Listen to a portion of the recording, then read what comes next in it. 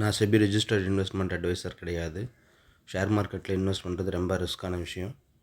So காசு வேணாம் இந்த காசு போனால் போட்டும் அப்படின்னு நினைக்கிறவங்க மட்டும் ஷேர்ஸில் இன்வெஸ்ட் பண்ணுங்கள்.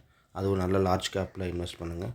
உங்களுக்கு இன்வெஸ்ட் பண்ண எக்ஸ்பீரியன்ஸ் வர நீங்கள் கரெக்டான ஸ்டாக்ஸை செலக்ட் பண்ணுவீங்க. ஸோ இன்றைக்கி பார்த்தீங்கன்னா நேற்று என்னாச்சுன்னா நிஃப்டி வந்து ஒரு 198 பாயிண்ட் இறங்கி 24,378 க்ளோஸ் பண்ணியிருக்காங்க. ஸோ இதில் லைட்டாக ப்ராஃபிட் புக்கிங் நடந்திருக்கு. ஸோ காலையில் இறங்க ஆரம்பித்தவங்க அதை அப்படியே அதே ட்ரெண்டை கண்டினியூ பண்ணி க்ளோஸ் பண்ணிட்டாங்க. நம்ம எதிர்பார்த்த மாதிரி இன்னும் 2 செஷன் இதே மாதிரியே கண்டினியூ பண்ணிவிட்டு ஸ்லைட்டாக நெகட்டிவாக கொஞ்சம் பாசிட்டிவாக ஃப்ளாட்டாக கண்டினியூ பண்ணிவிட்டு அதுக்கப்புறமேட்டு மார்க்கெட்டு மேலே ஏறி போகிறதுக்கான வாய்ப்புகள் நிறையா இருக்குது. அதே தான் ஃபண்டமெண்டல்ஸும் சொல்லுது, டெக்னிக்கல்ஸும் அதே தான் காட்டுது. ஸோ யூஎஸ் ஈரான் பிரச்சனை இன்டெஃபினட்டாக சீஸ்ஃபயருக்குன்னு சொல்லியிருக்காரு ட்ரம்ப்பு. பேச்சுவார்த்தைக்கு வாடான்னு கூப்பிட்றாரு ஈரான் போடான்ட்டாங்க. நீங்கள் முதல்ல எங்களை சீஸ் பண்ண கப்பல்ஸ், அதாவது இந்த முற்றுகை பண்ணியிருப்பாங்க, பிளாக்கேட் பண்ணியிருக்காங்க டோட்டல் ஹராமஸையும். ஸோ அதை ரிலீஸ் பண்ணால் தான் நாங்கள் பேச்சுவார்த்தைக்கே வருவோன்றாங்க. அப்படியே பேச்சுவார்த்தைக்கு வந்தாலும் நாங்கள் சொல்கிற அந்த 10 கண்டிஷன்ஸை இவங்க ஒத்துக்கணும்னு சொல்கிறாங்க. எனக்கு தெரிஞ்சு இது இப்போதைக்கு முடிகிற மாதிரி இல்லை, பட் இன்னும் ஒரு 2-3 மந்த்ஸ் ஆகும். இதனால் என்ன பிரச்சனைனா க்ரூட் ஆயில் தான் நம்மளுக்கு பிரச்சனை. ஸோ டோட்டலாக இது பாதிக்கப்படும். இந்த நேரத்தில் நல்ல crude oil companies like Castrol, GAIL இந்த மாதிரி கம்பெனிஸை நம்ம பார்க்கலாம். அதே மாதிரி ஆயில் மேனுஃபேக்சரிங் கம்பெனிஸையும் பார்க்கலாம். ஆயில் டிஸ்ட்ரிபியூஷன் மார்க்கெட்டிங் கம்பெனியும் பார்க்கலாம். ஸோ அதர் இண்டெக்ஸஸ் பார்க்கலாம். 756 பாயிண்ட் சென்செக்ஸ் இறங்கியிருக்கு. பேங்க் நிஃப்டி 247 இறங்கியிருக்கு. நேற்றுக்கு ஐடி செக்டர் தான் ரொம்ப அடி வாங்கியிருந்துச்சு. ஹெச்சிஎல் ரிசல்ட்டோ சரியில்லை, 11% மேலே கீழே இறங்கியிருந்தாங்க. ஸோ இன்னும் கூட கொஞ்சம் வெயிட் பண்ணுங்கள். நான் நேற்றுக்கு ஒரே ஒரு ஹெச்சிஎல் வாங்கினேன். எனக்கு இன்னும் ஃபர்தராக வெயிட் பண்ணி வாங்கணுன்ற ஒரு ஐடியாவும் இருக்குது. அதனால் நீங்களும் வெயிட் பண்ணி வாங்கலாம். ஸோ நேற்றுக்கு நல்லா பண்ணியிருந்தது. நேற்று கன்சியூமர் ஸ்டேப்பிள்ஸ் ஓரளவுக்கு நெகட்டிவாக இருந்ததாங்க. அவங்க நேற்றுக்கு கன்சியூமர் ஸ்டேப்பிள்ஸ் எல்லாமே மேலே ஏறி இருக்குது. ஸோ இன்றைக்கி டெக்னாலஜியில் ஒரு பவுன்ஸ் பேக் மாதிரி வருமா, எப்படி ஆப்ரேட் பண்ணுறாங்கன்றது நம்மளுக்கு சொல்ல முடியாது. So most of the sectors பாசிட்டிவில் தான் நேற்றுக்கு ட்ரேட் ஆகிருக்கு. இருந்துமே இண்டெக்ஸ் வந்து கீழே இறங்கியிருக்கு 200 பாயிண்ட்டு. ஸோ மேக்ஸிமம் எஃப்ஐஐஸ் விற்றுட்டு போயிருப்பாங்க. ஒரு நிமிஷம் அதையும் செக் பண்ணிடுவோம். ஸோ எஃப்ஐஐ 3வது கண்டினியூஸ் 4ஆக விற்றுருக்காங்க.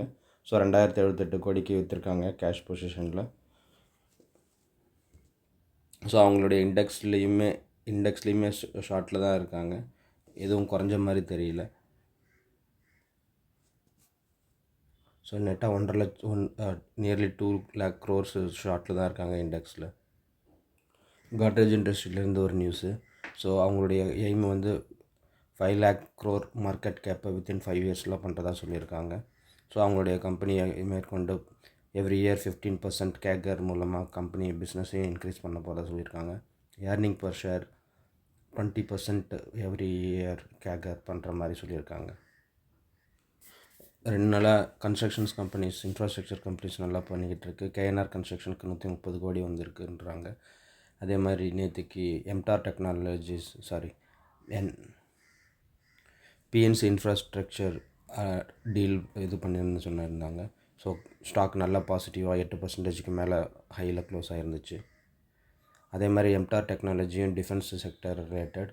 ஸோ நீங்கள் அதையும் பார்த்துக்கலாம். One of the highly valued company.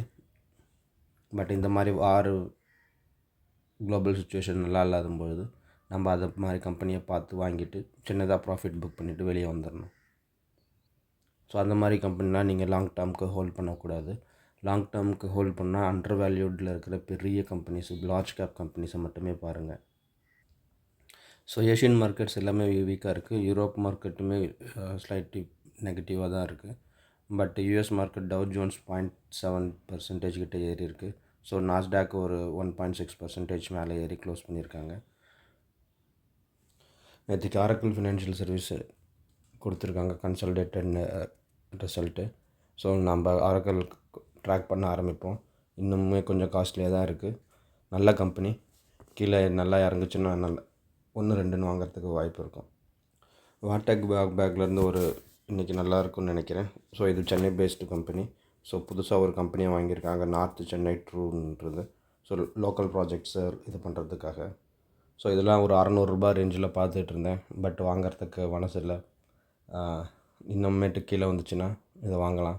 மெயினாக இவங்க எந்த பிஸ்னஸில் இருக்காங்கன்னா, water related business, sewage line business, water இது மேனேஜ்மெண்ட், இந்த மாதிரி கவர்மெண்ட் கான்ட்ராக்ட் இதெல்லாம் பார்த்துக்கிட்டு இருக்காங்க.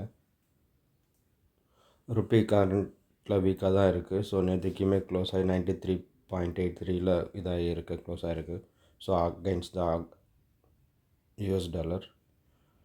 ஸோ மெயினாக இது பிரச்சனைக்கு காரணம் யூஎஸ் ஈரான் ப்ராப்ளம் தான். ஸோ ருப்பி இன்னும் வீக்காக தான் இருக்கும். எல்லோரும் சொல்கிற மாதிரி இது நான் 100 கூட டச் பண்ணுறதுக்கு நிறைய வாய்ப்பு இருக்குது இன்னும் ஒரு 6 months 1 yearல்.